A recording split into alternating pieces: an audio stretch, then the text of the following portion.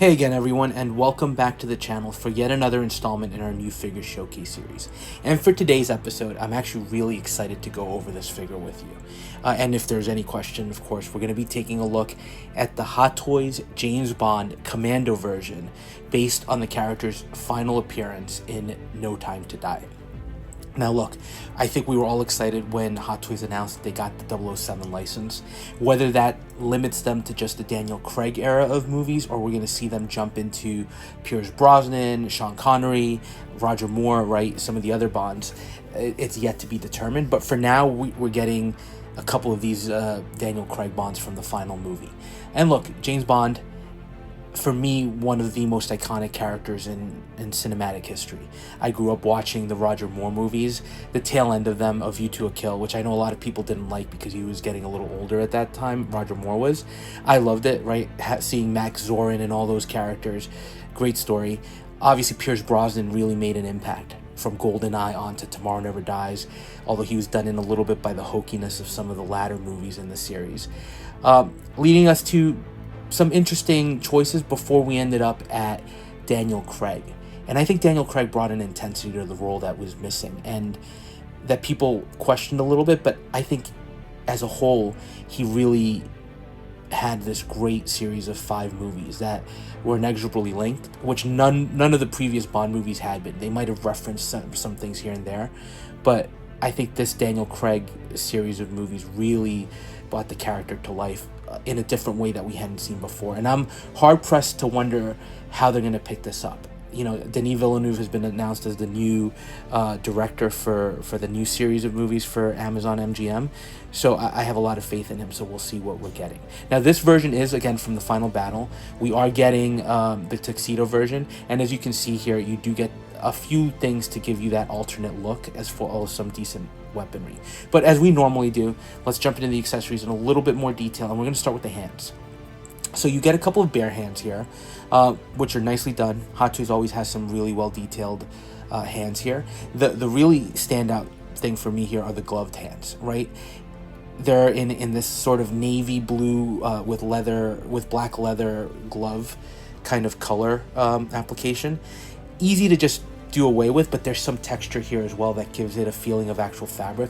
I always think when companies do that, it elevates the figures a little bit more in the realism. So really nicely done here with some decent details. Now, the other accessories you get his sunglasses, right? They're the aviators that he uses at the end as they dive into the enemy stronghold.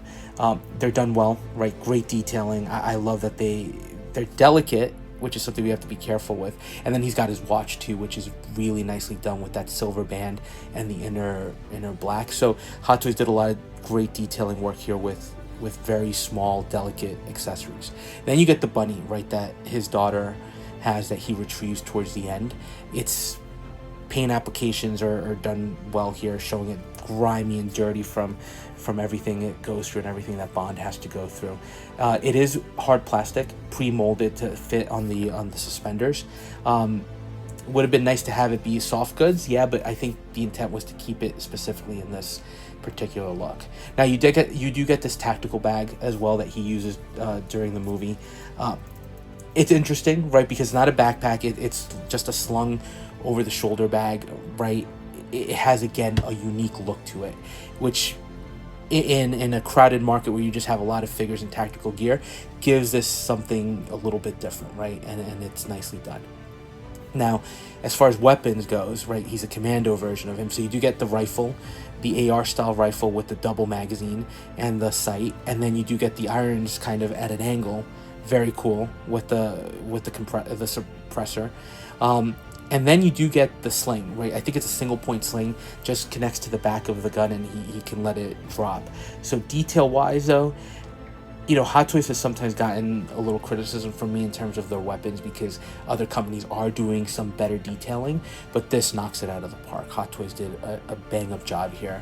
The detail work on the suppressor, on the irons, on the sight, all really well done. Now you do get a couple of pistols here, one of which he uses at the end of the movie, and then of course you get his traditional Walther, right? I think it's the Walther PPK. So it's great to have that one because it's very much screams James Bond, but I do like the alternate weapon that's just a little bit more of that tactical look to him overall. And then you do get these 4 grenades that get affixed to the strap of the tactical backpack. So you get them in different shapes, right? You get the standard cylinders and then you get the textured cylinders. Great to have that kind of level of detail. The pins are actually metal, which again, I also like when Hot Toys does that. So just gives it a little bit extra class, which I think a figure like Bond deserves. Now the base, this is where it's interesting, right? It's a little bit oversized and it does have like this tiki mat that you can apply, right? Or you can use it without the base, you can have it there.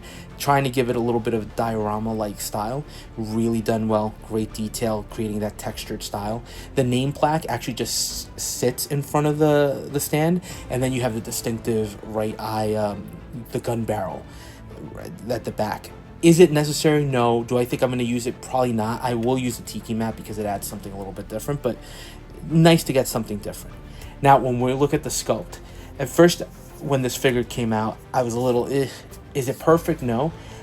But looking at it in hand, I think Hot Toys killed it. I really do. Especially for final battle damage Bond. One of the things that stands out about Daniel Craig, not to be creepy, but the eyes, right? He's got these very blue eyes. And I think Hot Toys captured that, right? They're lifelike. Hot Toys kills it. And when you get the eyes right on these figures, it really brings them to life. And you talk about realism, that's what elevates these a lot. So I think the likeness is there, right? The short hair. I think you're seeing a lot of Daniel Craig in the sculpt. So I think it's really a top-notch sculpt that they released. Now, overall figure, we're gonna see here like the base figure. This is the way it comes out of the box with the undershirt all bloodied up. And if you've seen the movie, which at this point I'm gonna spoil, right? He gets banged up, he gets shot, right? So he's bleeding profusely at this point in time in the movie as he's kind of climbing up to his death.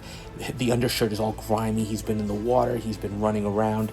So it's a great look for him overall, right? Then he's got the suspenders, which you can use for the bunny. He's got the tactical pants with the holsters as well, with the buckles. Tons of amazing detail here. The bottom of the pants are all messed up too, right? In terms of dirt. Boots look great.